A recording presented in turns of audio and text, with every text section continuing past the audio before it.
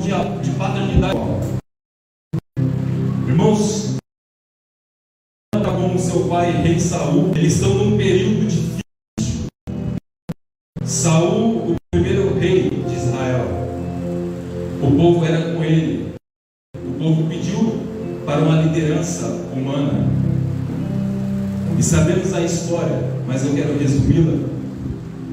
E o povo filisteu, que era vizinho de Israel, brigavam-se diariamente, vamos dizer assim, com o povo de Deus. Irmãos, eles estão num período de tanta batalha, de guerra, onde o rei sentia medo. Só que Saul, no ministério dele, ele começa como um homem de Deus, esforçado. Só que ele se deita.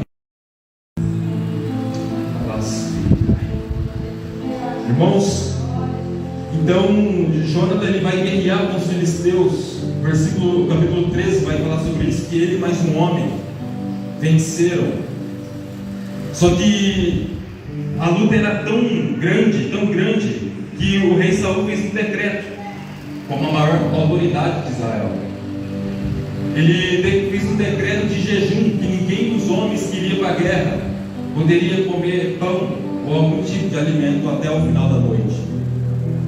Assim como a gente lê esse versículo, o povo ficou com medo, respeitou o rei, porque se quebrasse a aliança, o decreto, poderia morrer. O que chama a atenção que o seu filho Jonathan, um homem guerreiro, um homem que aponta como um homem de um grande coração, um homem que foi amigo íntimo de Davi, do rei Davi, uma aliança que honraram gerações e descendências. Irmãos, vamos falar um pouco de amor aqui nessa noite, liberar amor. Então, depois que o rei faz esse decreto, a Bíblia diz que Jonathan não estava, ele não escutou. E eu acredito que foi o próprio Deus que fez Jonathan se afastar naquele momento. Irmãos, porque nós não podemos viver debaixo de decretos de homens, não podemos viver debaixo de decreto carnal. Por mais que Saul ele fez uma prática como se fosse uma igreja, mas o coração dele não era como o coração de um pastor, o coração dele não tinha um coração quebrantado como uma igreja. Então Jonathan, a Bíblia diz que ele estava num bosque, e o bosque é lugar de muitas árvores, e também chega a ter montanhas, lugares altos.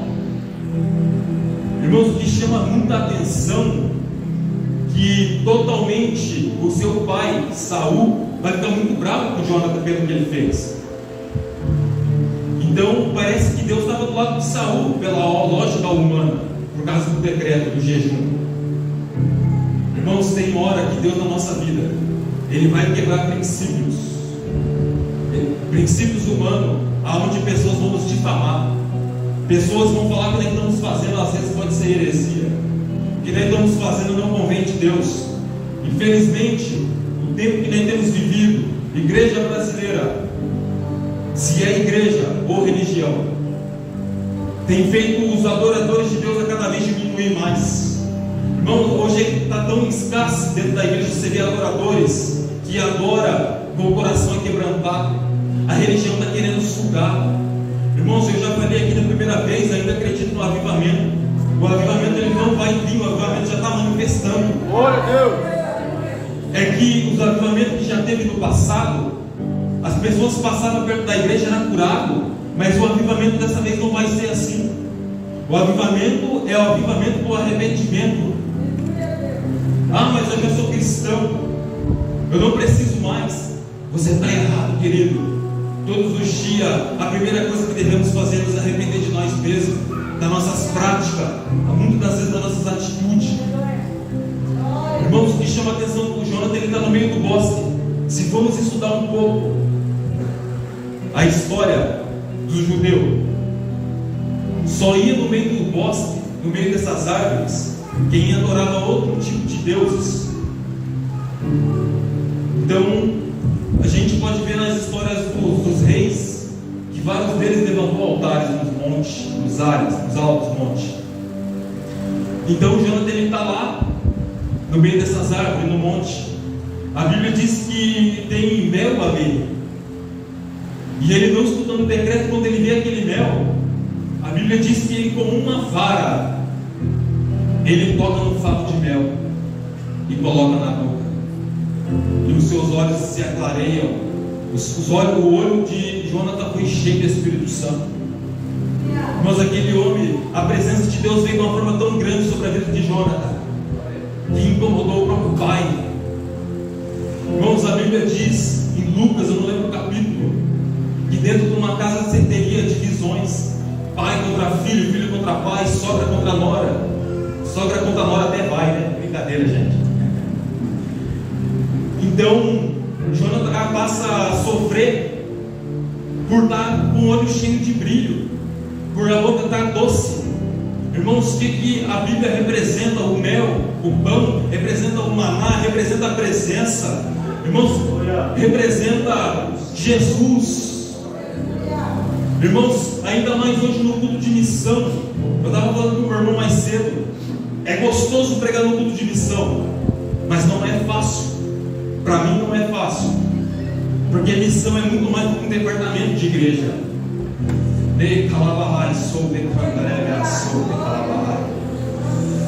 Irmãos, a missão ela começa dentro de nós. E para quem vive de missão, e para quem vive debaixo do reino de Deus, irmãos, isso geralmente traz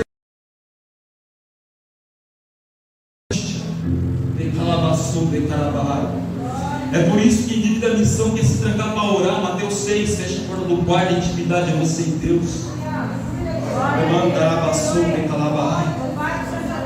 Irmãos, agora Jonathan, com a boca doce, ele tinha acabado de guerrear, vencer os filisteus.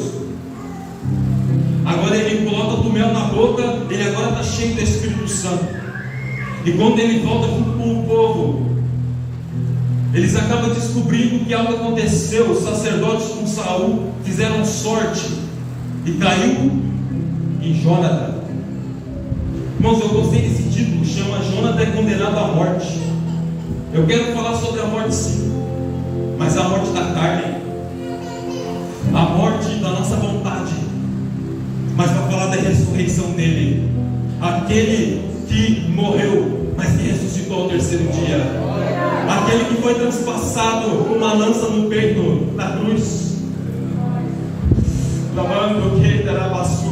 Irmãos, isso me veio agora, eu quero liberar para a igreja. Jesus, quando ele é transpassado, sai água e sangue misturado. Sabemos que isso é aquela bolsinha que tem debaixo do coração. Se eu não me engano, acho que é miocárdio, eu acho. Sabe o que isso está querendo dizer Jesus na cruz?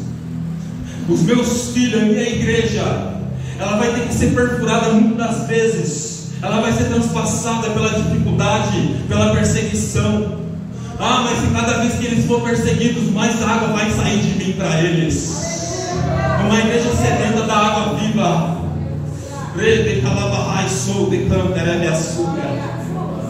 Irmãos, e agora Saul fica sabendo que Jonathan comeu, quebrou o decreto.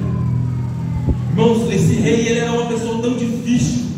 Eu sempre digo isso. Para mim, Saul é um dos maiores modelos de religião dentro da Bíblia. É um homem egoísta, que só pensa em si próprio, nos seus orgulhos e nos seus desejos. E Samuel, no segundo Samuel, o capítulo 1 diz que os dois se amavam muito, pai com filho, Saul e Jonathan, que os dois juntos eram imagens de leões. Irmãos, imagina o quanto que esses dois viveu juntos. Imagina quantas lutas eles guerrearam juntos e venceram. Eu acredito que quando eles venciam, um saía abraçando o outro. Pai, vencendo mais uma. Mas querido, quando o Cristo começa a reinar na tua vida, no seu coração, se prepara-te. Irmãos, Deus tem feito muita divisão de pessoas, não, mas divisões de pessoas que não entendem o que você está vivendo. Irmãos, é por isso que lá no livro de Juízes, Gideões com os 300, ele começa com uma multidão de gente, cada vez mais vai diminuindo. Você sabe por que Deus foi diminuindo? Não era para humilhar Gideão, não. É porque Gideão não podia ficar com aquelas pessoas não estavam no nível dele. Ei, se Deus está tocando na tua tenda, na tua porta, deixa ele tocar. Vem lá, Pai, eu quero profetizar para a igreja tudo que está te travando no teu ministério, na tua vida. Deixa Deus tirar, deixa Deus fazer uma cirurgia espiritual nessa noite. Bebê, calava, suri, de raio. Irmãos, e Saul, dentro do orgulho e da soberba, o filho que ele amava, no meio da guerra, ele próprio diz: que morra eu ou morra tu, Jonatas. Certamente tu morrerás. Imagina o pai falar isso do próprio filho. Irmãos, e Jonatas, ele vai dizer, o versículo 43, vou ler rapidinho, diz assim: disse então Saul a Jonatas: declara-me o que tem feito. E Jonatas lhe declarou e disse: tão somente provei um pouco de mel com a ponta da vara que tinha na mão, e por isso devo morrer.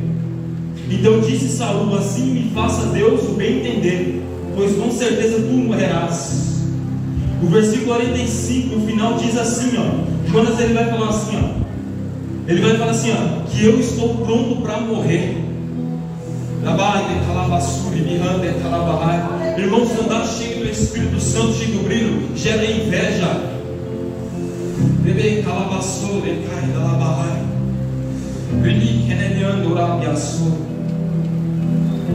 Irmãos, então quando o povo vê, enxerga que o próprio pai não está nem ligando se Jonatas vai morrer. O próprio povo que viu Jonatas tomando do mel vai chegar a Saul e vai dizer: não, Jonatas não pode morrer, porque foi Jonatas que na guerra ele que venceu os adversários. Foi Jonatas que ele comeu do mel, o olho dele ficou cheio de boa aparência, ficou cheio de formosura. Então o povo, eu entendo que esse povo como se fosse uma igreja. Então o povo vai defender Jonatas, e Jonatas vai ser livre do decreto. Ei, se talvez os ares, talvez principal e potestade tenham feito decreto para te parar, para tentar travar o seu ministério. Ei, entenda, enquanto você estiver comendo do mel, enquanto você estiver sentindo da presença dele, Deus te sustentar. Glória a Deus. Irmãos, o que chama a atenção nessa tradução diz que é uma vara. Ele pegou o mel, mas se era tempo de guerra, por que Jonatas não estava com uma lança, mas ele estava com uma vara, com um pedaço de pau? Quem que vai querer ir para a guerra com um pedaço de pau, gente? Sabe o que isso quer dizer? Que Jonatas, ele entendeu que precisava do secreto. É por isso que ele foi no bosque. Quando ele encontra o mel, sabe o que está querendo dizer? É uma resposta do céu. Jonatas, enquanto tu não ouvir seu pai, enquanto tu não entrar no meio do decreto, eu te honro, eu vou abrir o céu, eu vou manifestar sobre a tua casa.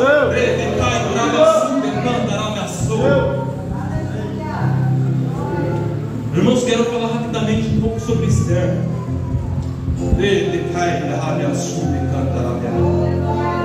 Sabemos da história de Esther, meus queridos, uma moça órfã que não teve pai, não teve mãe, mas foi criada pelo seu primo chamado Mordecai ou Mardoqueu.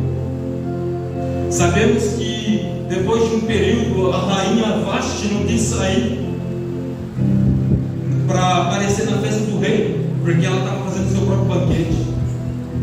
Agora eu quero perguntar para nós: será que nem estamos querendo entrar na presença do rei? Será que nem estamos querendo apresentar na presença dele? Ou será que nem estamos querendo comer do nosso banquete? Irmãos, enquanto tivermos no nosso banquete próprio, mas o mel vai ficar escasso na sua vida. Agora, se você permanecer nele, se você for fiel nele, vai vir providência, vai vir cura de todos os motivos na tua vida, de todas as áreas. Irmãos, embora quando Esther entra lá dentro, Deus faz que ela se torne uma princesa, chamando um homem chamado Amalequita, Amã.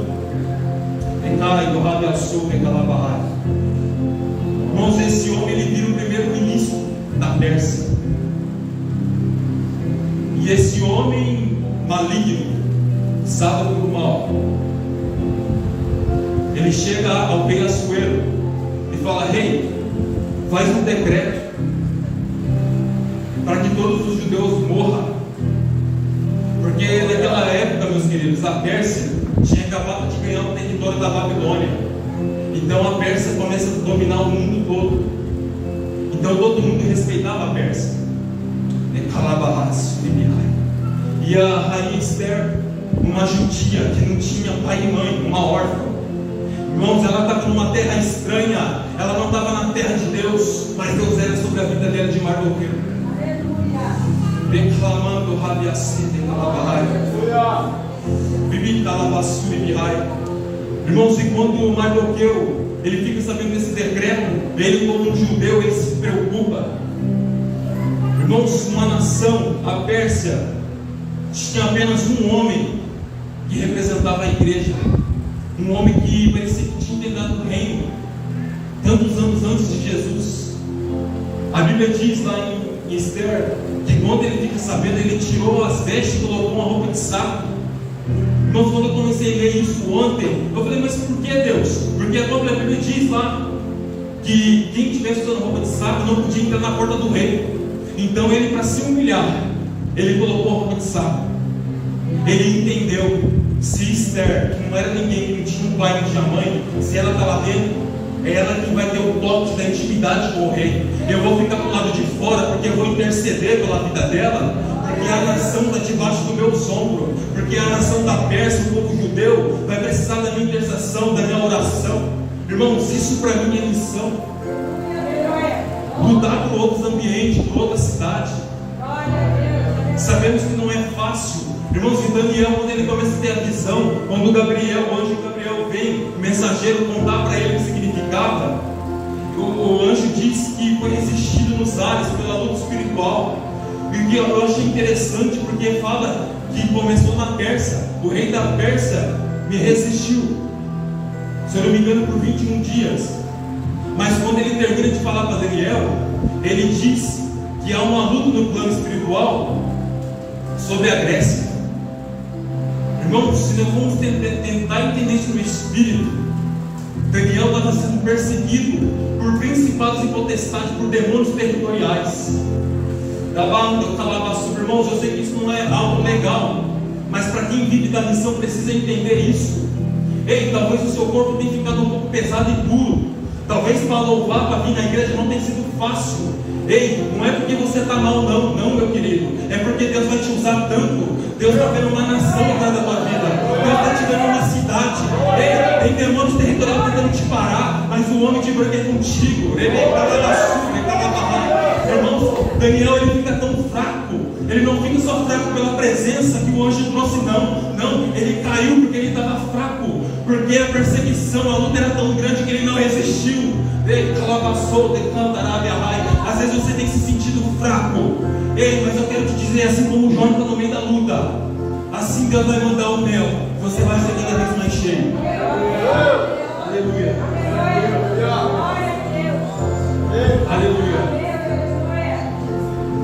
Irmãos, quando o Esther 4 começa a ter um diálogo ali entre Esther e Mardoqueu, mas Mardoqueu não podia entrar, porque ele era um intercessor. Mas só que tinha o eunuco que ficava a serviços dela. Então, no versículo 9 do capítulo 4, Esther manda um eunuco chamado Hatak. Irmãos, no hebraico significa verdadeiramente. E eu quero dizer para a igreja: anda do seu lado, leva para missões, leva para sua casa quem transmite a verdade. Irmãos, se profeticamente tinha um homem que significa verdade, quer dizer que era um eunuco. Sim, ele era servo, mas era um homem que tinha verdade dentro do coração dele, tinha amor, tinha temor no coração desse eunuco. Então ele começa a ter o diálogo, levar para Mardoqueu.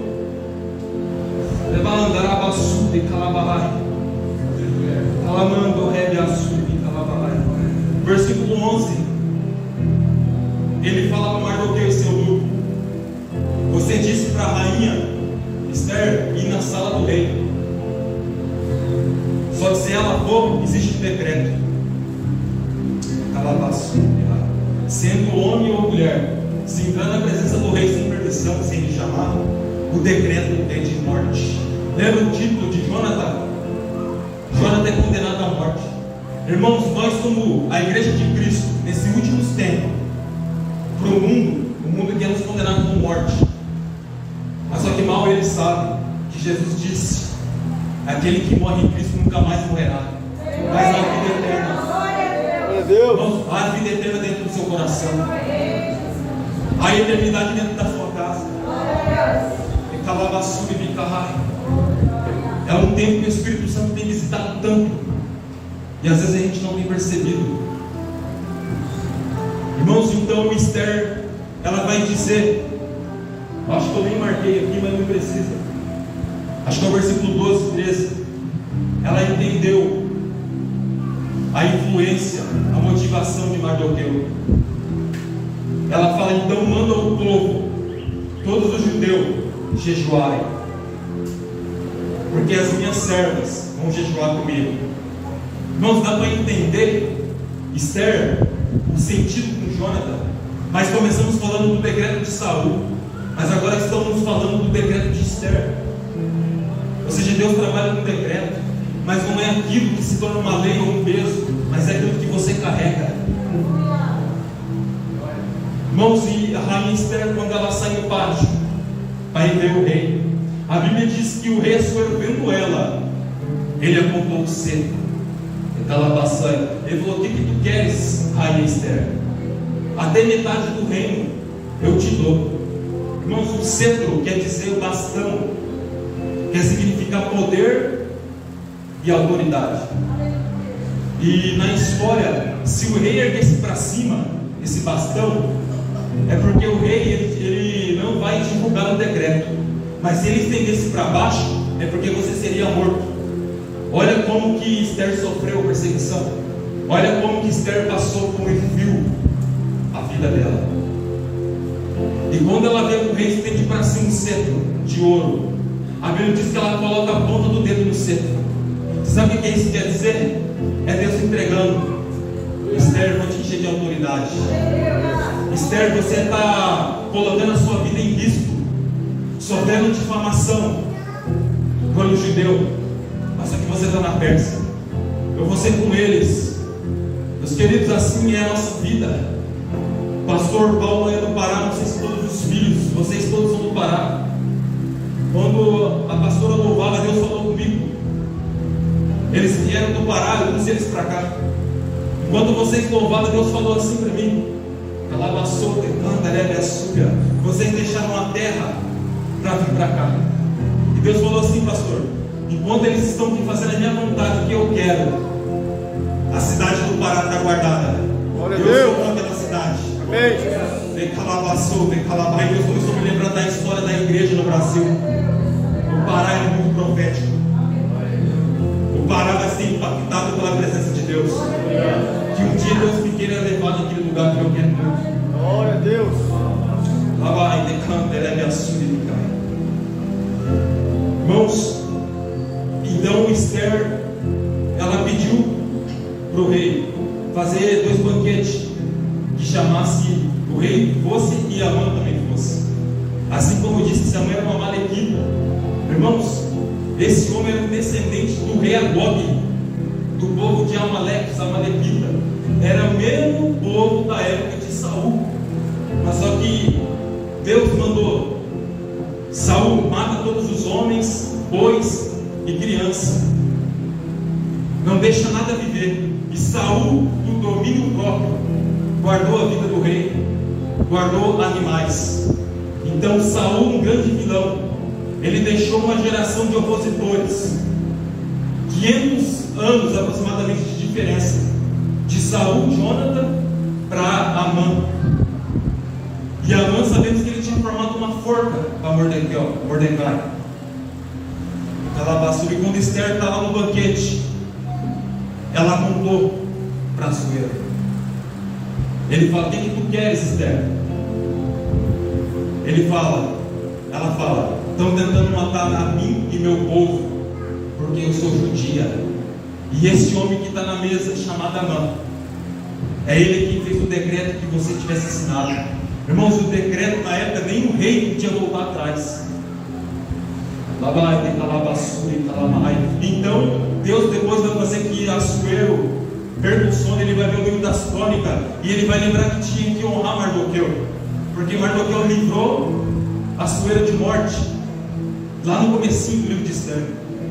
E eu quero dizer para a igreja, se você tem ajudado pessoas que não lembrou do teu nome, pessoas que você achou que ia te honrar no ministério, pessoas que viraram as costas, mas lembra-te, aquele que te guarda é o Criador, Jesus. Glória a Deus.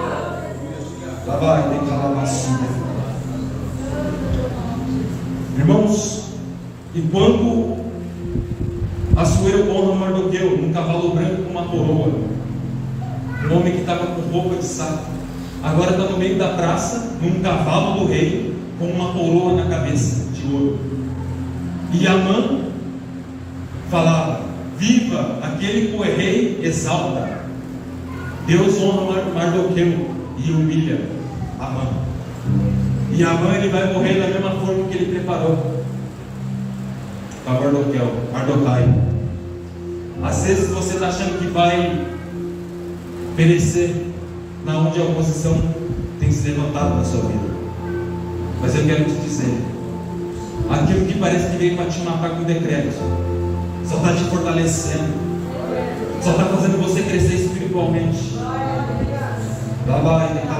Irmãos, para terminarmos, Apocalipse 12:5 diz: todavia nasceu-lhe um filho, um homem, que reinará sobre todas as nações, com um cetro de ferro, e o seu filho foi arrebatado para junto de Deus e de seu trono.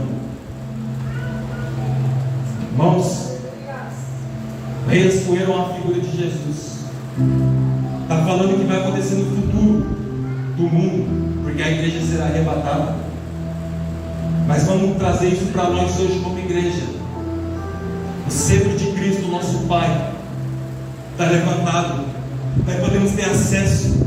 Esther colocou a ponta do dedo, mas nós podemos colocar o nosso coração. Ramando, Kelebias, Kuribicanda, Rabiahai.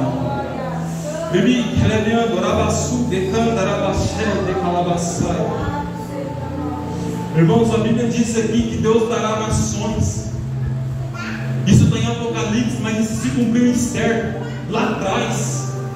Você que tem levado perseguição, você que tem sofrido, mas Deus está te dando cidades e nações. E Deus está resgatando o amor. Eu quero que a igreja fique de pé em nome de Jesus.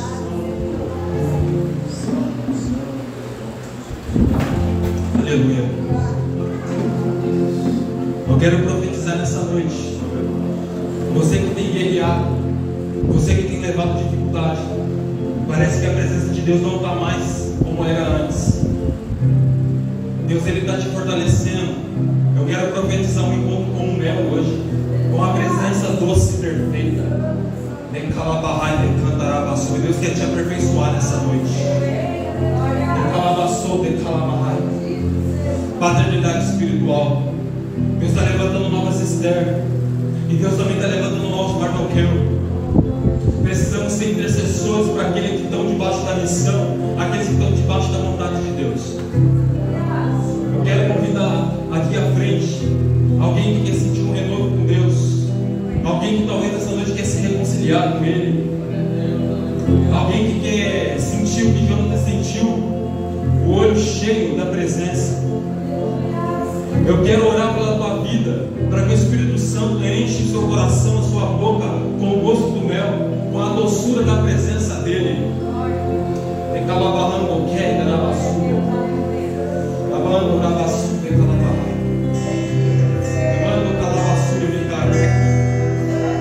Com autorização do pastor e da pastora, queria que orasse comigo meu irmão Paulo. É um homem de Deus. Deus usa ele muito mais do que eu. Vem aqui, Paulo, vamos fazer essa oração junto.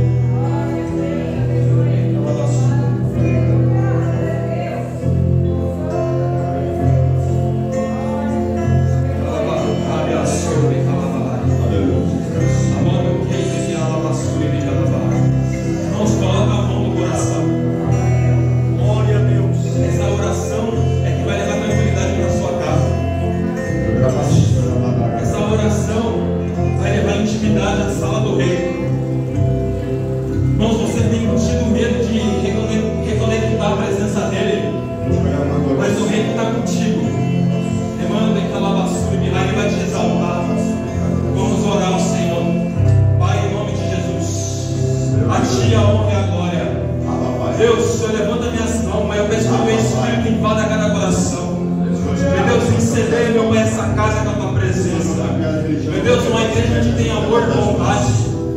Meu Deus, eu quero que o Senhor invada, meu Pai, cada coração. Meu Deus, deixe ser possuído pela tua presença. Meu Deus, desde o pastor da pastora. Meu Deus, desde as crianças. Meu Deus, venha, Pai, com as tuas mãos. Meu Deus, nós não dignos, Pai, da guerra e da luta, mas queremos, meu Pai, pegar a paz, porque queremos descansar para desfrutar da presença. Em nome de Jesus. Pai,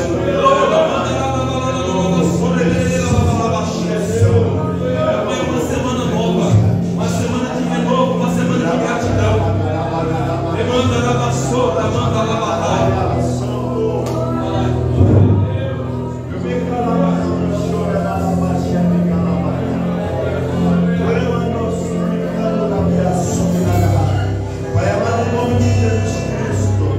Assim, Pai, como foi na vida do pastor Simon, assim como foi na vida de Jonathan Wendland, assim como foi na vida de Billy Graham, assim como foi na vida de grandes avivalistas, Pai amado, nesse tempo, meu Pai, o avivamento vai nascer no coração das pessoas, assim como vai nascer nessa casa, assim como eu sinto, meu Pai, escrevido nessa casa, assim como eu sinto a raça, a bacana, a ramada da folha, Pai amado, assim como foi no Belém do Pará, assim como o Daniel Beck, assim como o Amaro Big, assim como o Papai Big, em nome de Jesus de Nazaré, eu já sinto o teu poder tocando nesse lugar. Vai amar esse prédio não é normal. Deus quer derramar algo sobre vidas aqui. Deus quer derramar um santo diferente sobre pessoas.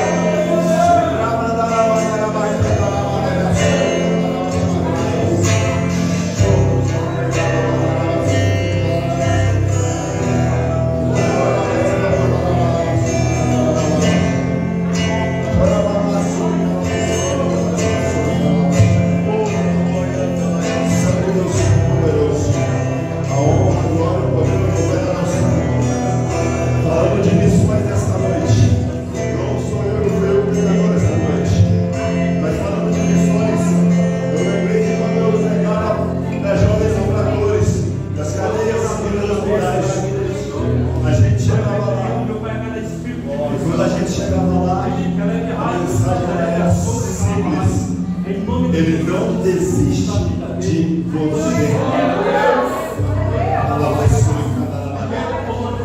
Eu nem cantar sabia, nem sei até hoje. Mas a gente passava por aqueles corredores. A gente passava por aqueles corredores. E acontecia o que está acontecendo aqui. Eu mandei a gente ficar na série e cantar na Maragaçu. E nós começávamos a cantar com eles. Nós começávamos a cantar. E ele ministrava para conosco. Aí eu começava a falar pelos corredores e eles vinham comigo. Cantando. E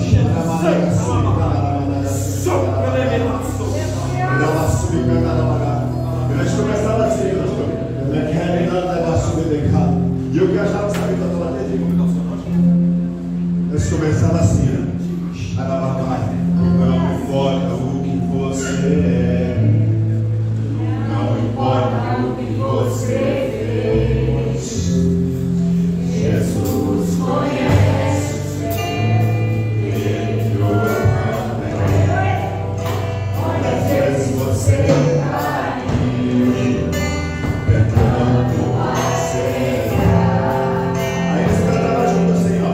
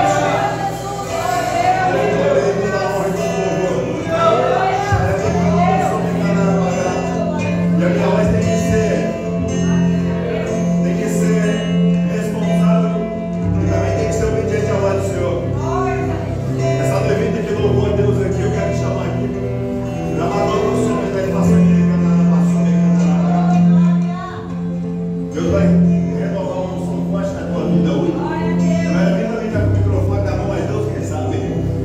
Da macena e canta, eu sinto como se fosse tua asa batendo, que tua asa batendo aqui. Deus vai derramar hoje uma porção dobrada na tua vida. Não fica com a minha voz, só fica com a presença dele. Ele vai derramar um toque. Toda a sorte da hora. Da baixada e cada hora de avança.